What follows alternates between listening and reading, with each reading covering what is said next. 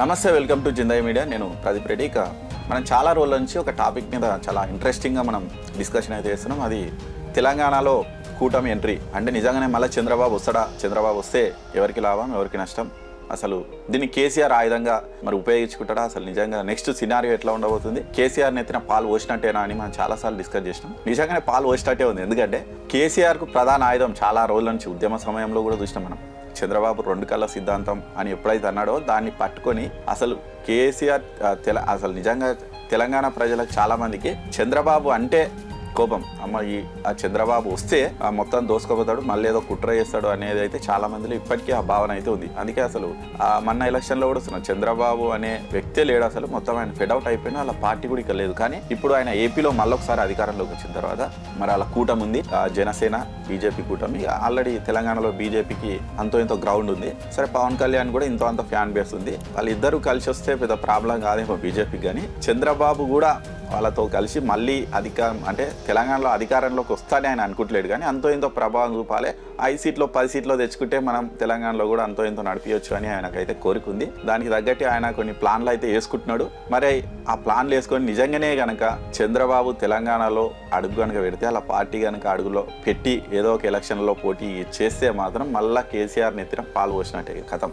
కేసీఆర్ దాన్ని చూపించి మళ్ళీ కీలకంగా మారడానికి, మళ్ళీ పోయిన బలం తెచ్చుకోనికి అయితే ఖచ్చితంగా ట్రై చేస్తాడు. ఎందుకంటే మనం నిన్న చూసినాం ఎర్రవెల్లిలో ఫామ్ హౌస్లో జరిగినటువంటి ఒక మీటింగ్లో ఆయన ఆల్రెడీ చంద్రబాబు గురించి స్టార్ట్ చేసిండు. అసలు చంద్రబాబు ఏందా, అసలు ఆయన అధికారం వచ్చేటంత సీనే లేదు, ఆయన కూటమి కట్టిండు కాబట్టి ఏపీలో వచ్చిండు. మనం ఎలక్షన్లప్పుడు కూడా చూసినాం, అసలు మన ఎంపీ ఎలక్షన్లప్పుడు కేసీఆర్ చాలా మందికి ఇంటర్వ్యూలు ఇచ్చిండు, ఏపీలో ఖచ్చితంగా జగన్ వస్తాడు, మళ్ళీ వస్తాడని చాలా చెప్పిండు ఆయన. సరే, జగన్ తర్వాత ఫలితాలు ఎట్లునే మనకు పక్కన పెడితే ఇప్పుడు కూడా ఆయన ఒకటే చెప్తుండు, చంద్రబాబు గెలవనికే జగన్ ఓడిపోనికి ఒకటే ఒక కారణం ఏంటంటే కూటమంట. వాళ్ళంతా పొత్తు పెట్టుకున్నందుకే చంద్రబాబు గెలిచిండు, లేకుంటే అంత సీన్ లేకపోతున్నాయి అని మళ్ళొకసారి కుండా బద్దలు అయితే కొట్టిండు మన మాజీ సీఎం, తెలంగాణ తొలి ముఖ్యమంత్రి కేసీఆర్ గారు. అయితే మరి ఆయన మొత్తం అన్యాయం చేస్తుండు. ఉద్యమ సమయంలో తెలంగాణకు అన్యాయం చేసిండు, ఇప్పుడు కూడా మళ్ళీ ఏపీ సీఎం అయి మళ్ళీ అన్యాయం చేస్తుండని ఒకటైతే స్టార్ట్ చేసిండు. ఎందుకంటే ఆల్రెడీ తెలంగాణ జనాల్లో మైండ్లో ఏది ఉన్నదనేది కేసీఆర్ ఈజీగా రీడ్ చేయగలుగుతాడు, చదువుతాడు, దాన్ని బట్టి ఆయన వ్యూహాలు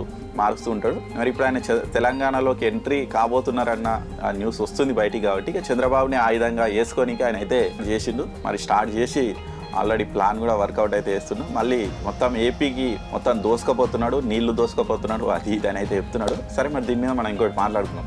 కేసీఆర్ ఫస్ట్ టైం అధికారంలోకి వచ్చినప్పుడు ఏపీలో చంద్రబాబు అధికారంలో ఉండి ఇద్దరు కలిసి ఈయన 5 ఏళ్ళు ఇక్కడ సీఎం ఉన్నాడు, ఆయన 5 ఏళ్ళు అక్కడ సీఎం ఉన్నాడు. అప్పుడే ఓటుకు నోటు కేసు వచ్చింది. యాక్చువల్ అప్పుడు ఉమ్మడి రాజధాని ఉండే హైదరాబాద్, ఆయన ఇక్కడ నుంచే పరిపాలన చేస్తుండే. ఓటుకు నోటు కేసు తోటి ఆయన నిజానికి మొత్తం మకా మార్చేసింది. ఇక వద్దురని ఆయన అని ఆయన తెలంగాణ మీద ఆశ అయితే వదులుకున్నాడు. చంద్రబాబును మొత్తం ఏపీలోకి తరిమేయనికి అయితే కేసీఆర్ స్కెచ్చే వర్కౌట్ అయిందని చెప్పాలి. ఎందుకంటే తెలంగాణలో ఫస్ట్ టైం ఎలక్షన్లప్పుడు తెలంగాణ వచ్చినప్పుడు టీడీపీ మంచి సీట్లు గెలుచుకుంది. మన హైదరాబాద్ చుట్టుముట్టు దగ్గర 10 సీట్ల దాకా వచ్చినాయి. తర్వాత వాళ్ళందరూ కూడా పోయి అటు షిఫ్ట్ అయ్యారు. ఖమ్మంలో వచ్చినాయి, రంగారెడ్డి డిస్టిక్, హైదరాబాద్ డిస్టిక్లో కూడా అప్పుడు టీడీపీకి అంతో ఎంతో సీట్లు వచ్చినాయి ఫస్ట్ టైం. ఆ తర్వాత మొత్తం ఓటుకు నోటు కేసు తర్వాత మొత్తం ఆయన వెళ్ళిపోయిన తర్వాత ఎమ్మెల్యేలు అందరూ వచ్చి టీఆర్ఎస్లో జాయిన్ అయ్యారు. ఇక తర్వాత అసలు మొత్తమే లేకుండా అయిపోయింది. ఆ తర్వాత ఎలక్షన్లలో 1-2 సీట్లు వచ్చినట్టు ఆ తర్వాత వాళ్ళు కూడా వచ్చి ఇక్కడ జాయిన్ అయ్యారు. మన ఎలక్షన్లలో టీడీపీ పోటీ అయ్యేలే గుండుస్తున్నా, ఇక మనకు తెలుసు ఆ విషయం. సరే, ఓవరాల్గా అయితే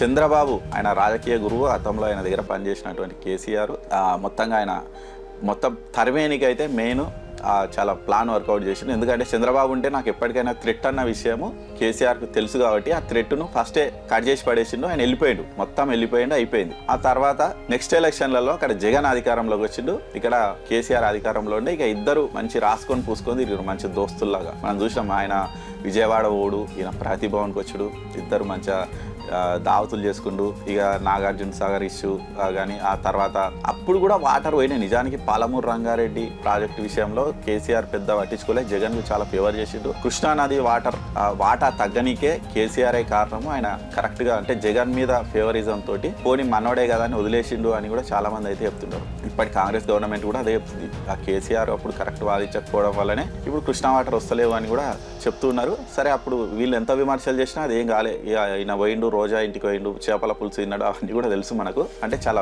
ఫ్రెండ్లీగా ఉంటుండే. అసలు మనం ఇంకొకటి కూడా చాలా గమనించుకోవాలి, నిజంగా కేసీఆర్ కు జగన్ కు దోస్తు ఎంతుంది అనేది చెప్పుకోనికే మనం అసెంబ్లీ ఎలక్షన్ల టైంలో మీకు గుర్తుందో లేదో ఇంకోటి నాగార్జున సార్ ఇష్యూ పోలింగ్ రోజు ఇష్యూ బయటకు వచ్చింది. అంటే ఏపీ పోలీసులు వచ్చిర్రు, తెలంగాణ పోలీసులను కొట్టిర్రు, అది దాని ఇష్యూ బయటకు వచ్చింది. నిజంగా అంటే అప్పుడు కేసీఆర్ కు ఇంటెలిజెన్స్ నివేదికలు వచ్చినాయి, కథం ఈసారి పరిస్థితులు బాగాలేవని. అప్పుడు కూడా సెంటిమెంట్ రగిలించనీకే జగన్ సహాయం తీసుకున్నాడు, జగన్ కూడా చేసిండు.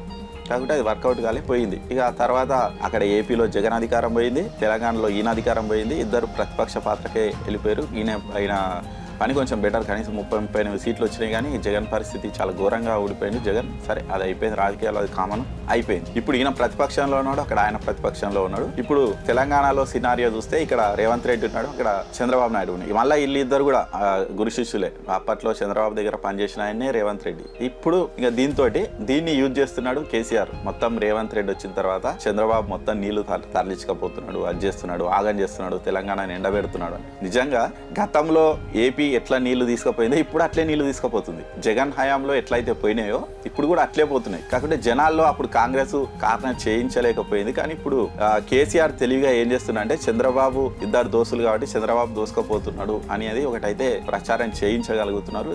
అది జనాల్లో కూడా వెళ్తుంది. ఎందుకంటే చంద్రబాబు మీద తెలంగాణలో నమ్మకం లేదు, అపనమ్మకం ఉంది కాబట్టి ఆటోమేటిక్ గా జనాలు అయితే నమ్ముతున్నారు. అది ఖచ్చితంగా వర్కౌట్ అవుతుంది. ఒకవేళ రేపు తెలంగాణలో కనుక చంద్రబాబు ఎంట్రీ అయితే మాత్రం ఇక కేసీఆర్ నెత్తిన పాలు పోసినట్టే, తిరుగు లేకుండా మళ్ళీ అధికారంలోకి వచ్చే ఛాన్స్ అయితే ఉంది. మళ్ళీ కేసీఆర్ మరి అట్లా వేస్తాడా లేదో చూడాలి. దాంతోపాటు ఆయన మన ఇంకో కామెంట్ కూడా చేసిండు, ప్రజలు నన్ను ఓడగొట్టిరు, ఇంటికాడ వండబెట్టిరు, ఇప్పుడు నేను ఏం చేస్తాను, నన్నే వద్దన్నారు, పోయి కూర్చున్నా, అందుకే వాళ్ళు పిలిస్తే నేను పోతలేను అంటారు. అది కరెక్ట్ కాదేమో. ఎందుకంటే నువ్వు 10 ఏళ్ళు సీఎంగా ఉన్నావు, తర్వాత సరే ప్రజలు పక్కకెట్టినప్పుడు ఇంకా గట్టిగా పోవాలి, నేను ఏం చేసిన తప్పు అని. ఇంకా నువ్వు గట్టిగా పోతే ఆటోమేటిక్గా జనాల్లో ఒక సానుభూతి వచ్చేది. లేదు నన్ను ఓడగొట్టిరు, నేను అలిగింట్లో కూర్చుంటే అంటే ఏమవుతుంది, నువ్వు కాకపోతే ఇంకోరు వస్తారు పోతారు. ఏమవుతుంది అంటే పార్టీ ప్రజలు పలచన అయిపోతుంది. జనాలు కూడా అనుకుంటారు, అరే నీ కష్టాలు ఉన్నారా అని, నువ్వు మాకేం అవసరము, నేను వద్దని పెట్టాము, ఇంకా నువ్వు అవసరమే లేదు, వేరే వాళ్ళు వస్తారని అనుకుంటారు. ఆయన ఎదుకోగాని జనాల మీద అలిగిండు కేసీఆర్. అంటే నేను చాలా చేసినా, నేను అసలు తప్పు చేయలేదు, జనాలను నా ప్రాణంలాగా చూసుకున్నా, నన్నే పక్కన పెడతారా అని ఒక రకమైనటువంటి భావనలో ఉన్నాడు కేసీఆర్. దాని నుంచి బయటికి రావాలి. సరే అది బయటికి వచ్చి ఒకవేళ నిజంగానే కనుక చంద్రబాబు ఎంట్రీ అయితే మాత్రం మళ్ళీ కేసీఆర్ టైం స్టార్ట్ అయినట్టే. మరి అది జరుగుతుందా? మరి అన్నీ తెలిసిన చంద్రబాబు వద్దు కేసీఆర్తో గొక్కోవడం ఎందుకు, అక్కడ ఏదో ఒకటి ఉండాలి అని అనుకుంటా, లేకుంటే శిష్యునికి లాజ్ చేసి ఆయనకు లాభం చేద్దామని ఇంకేమైనా ఆలోచనతో వస్తాడా, ఏం జరుగుతుందని చూడాలి. ఓవరాల్ గా అయితే కేసీఆర్ తన కాన్ఫిడెంట్ గా ఉన్నాడు, చంద్రబాబు వస్తే కొట్టేద్దామని. మరి చంద్రబాబు వచ్చి కేసీఆర్ నెత్తిన పాలు వస్తాడా, లేకుంటే దూరంగానే ఉండి మరి కేసీఆర్ కష్టాలు కంటిన్యూ చేస్తాడా అనేది మనం అయితే వేచి చూడాలి.